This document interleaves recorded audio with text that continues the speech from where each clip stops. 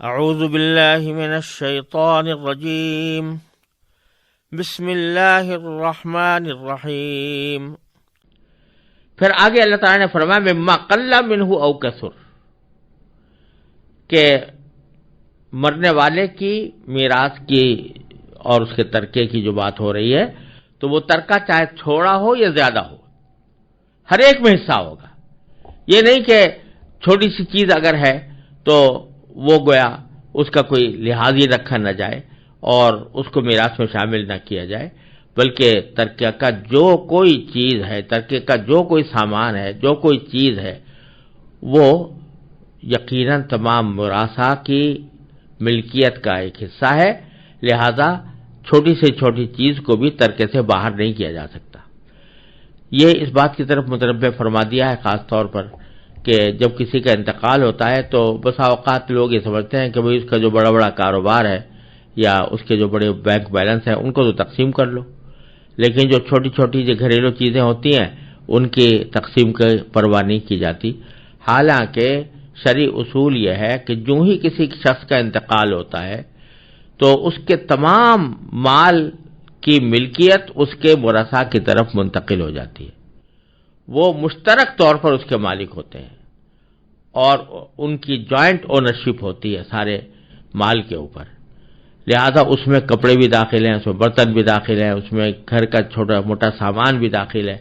وہ سب ترکے کے اندر منتقل ہو جاتا ہے۔ لہذا جب تک اس کو ورثاء کی باہمی رضامندی سے اور جب کہ وہ بالغ اور عاقل بھی ہوں، جب تک استعمال نہ کیا جائے تو اس میں اندیشہ ہوتا ہے کہ میراث کے اندر غلط تصرف کا اندیشہ ہوتا ہے، لہذا میراث کو جلد از جلد تقسیم کرنا چاہیے اور جلد از جلد تصفیہ کرنا چاہیے۔ پھر یہ فرمایا کہ نصیبا مفروضہ، یعنی جو مردوں کے لیے یا عورتوں کے لیے ہم نے کہا ہے کہ ترکے میں حصہ ہے، تو وہ حصہ کیسا ہے؟ جو مفروض ہے، یعنی مقرر کیا ہوا ہے، طے شدہ ہے، یعنی اللہ تبارک و تعالیٰ کی طرف سے طے کر دیا گیا ہے، چنانچہ اس کی تفصیل اگلے رکوع میں آ رہی ہے۔ پھر اللہ تبارک و تعالیٰ نے اس کے ساتھ یہ حکم بھی دیا کہ اگرچہ میراث کی تقسیم کے ہم احکام تو آگے بیان کر رہے ہیں کہ کس کو کتنا حصہ ملے گا، لیکن جب میراث تقسیم ہو رہی ہوتی ہے تو اس میں بہت سے ایسے لوگ بھی آ جاتے ہیں اس وقت میں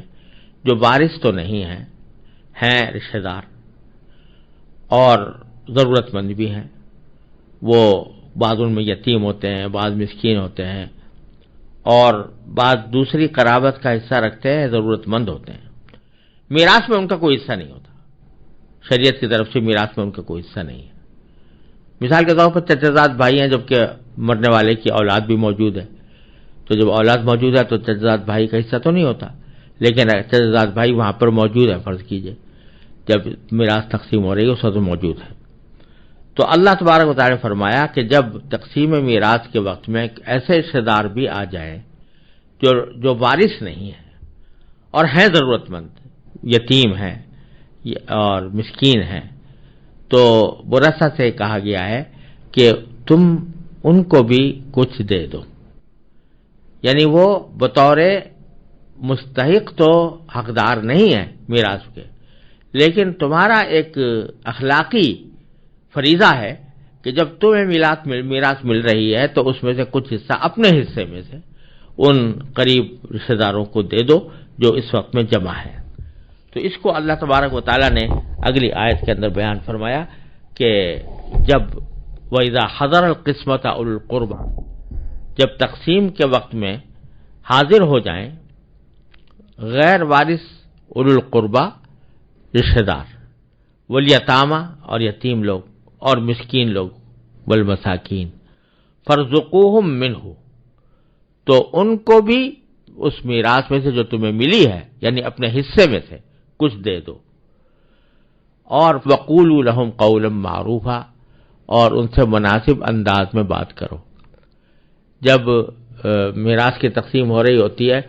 اور مستحقین موجود ہیں اور کچھ ایسے لوگ آ گئے ہیں جو میراث کے حقدار نہیں ہیں، تو بعض لوگوں کو ان کی موجودگی ناگوار ہوتی ہے، اس ناگواری میں بعض اوقات کوئی ایسی بات بھی کہہ بیٹھتے ہیں کہ جس سے آنے والوں کا یا ان موجود رہنے والے رشتہ داروں کا دل ٹوٹتا ہے، تو اللہ تبارک و تعالیٰ فرما رہے ہیں کہ ایسی صورت میں تمہیں چاہیے کہ ان سے بات کرو تو مناسب انداز میں کرو. اول تو کچھ دے دینا چاہیے، اور اگر بالفرض دینا مشکل معلوم ہو رہا ہے یا دینا تو گوارا نہیں ہے، تو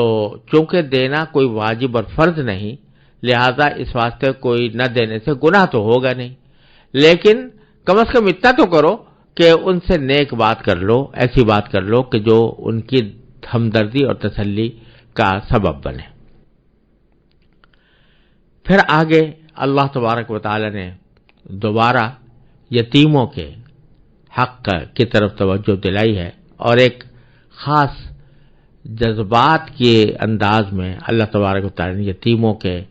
حق کے تحفظ کی طرف انسان کو متوجہ کیا ہے. اور وہ اس طرح متوجہ کیا ہے کہ ہر شخص کو یہ چاہیے کہ دوسرے کے حال کو اپنے حال پر قیاس کرے، یعنی دوسرے کے ساتھ وہی معاملہ کرے جو اپنے لیے مناسب سمجھتا ہے، اور اپنے اور اپنے گھر والوں کے بارے میں جو کچھ اس کے جذبات ہوتے ہیں تو دوسرے کے گھر والوں کے ساتھ بھی وہی جذبات ہونے چاہیے. تو یہ فرمایا کہ جو اگر کوئی شخص دنیا سے رخصت ہو رہا ہو اور وہ چھوٹے چھوٹے بچے چھوڑ کر جا رہا ہو، کمزور بچے جو کمانے کی صلاحیت نہیں رکھتے، تو وہ کتنا فکر مند ہوگا کہ میرے بعد ان کا کیا بنے گا، اور میرے بعد کون ان کی دیکھ بھال کرے گا، اور کون ان کی معاشی کفالت کرے گا. تو جب تم اپنے بچوں کے بارے میں یہ خوف رکھتے ہو اور یہ فکر مند ہوتے ہو، تو دوسرا کوئی جس کا انتقال ہوا ہے اس کے بھی چھوٹے بچے ہیں، تو تم ان کے بارے میں بھی فکر مند ہونا چاہیے. اور اگر وہ تمہاری سرپرستی میں آ گئے ہیں تو ان کے مال کو کھاتے ہوئے تمہیں خدا کا خوف ہونا چاہیے، اور یہ دیکھنا چاہیے کہ اگر میرے بچے ہوتے اور کوئی دوسرا میرے بچوں کا مال کھا جاتا تو مجھے کتنا ناگوار ہوتا. اسی طرح تمہیں بھی چاہیے کہ ان کے بچوں کا خیال کرتے ہوئے ان کے مال میں صحیح معاملہ کرو اور اس میں کوئی حق تلفی نہ کرو. چنانچہ فرمایا وَلْيَخْشَ الَّذِينَ لَوْ تَرَكُوا مِنْ خَلْفِهِمْ ذُرِّيَّةً ضِعَافًا، اور وہ لوگ یتیموں کے مال میں خود برد کرنے سے ڈریں جو اگر اپنے پیچھے کمزور بچے چھوڑ کر جائیں، خافوا علیہم، تو ان کی طرف سے فکر مند رہیں گے. فَلْيَتَّقُوا اللَّهَ، لہذا وہ اللہ سے ڈریں، وَلْيَقُولُوا قَوْلًا سَدِيدًا، اور سیدھی سیدھی بات کہا کریں، یعنی راستہ سیدھا اختیار کریں اور دوسرے کا مال ہڑپ کرنے کے لیے کوئی ہیلا بہانہ تلاش نہ کریں. پھر آگے وعید بیان فرمائی کہ ان الذین یاکلون اموال الیتامی ظلما، بے شک یقین رکھو کہ جو لوگ یتیموں کا مال ناحق کھاتے ہیں، انما یاکلون فی بطونہم نارا،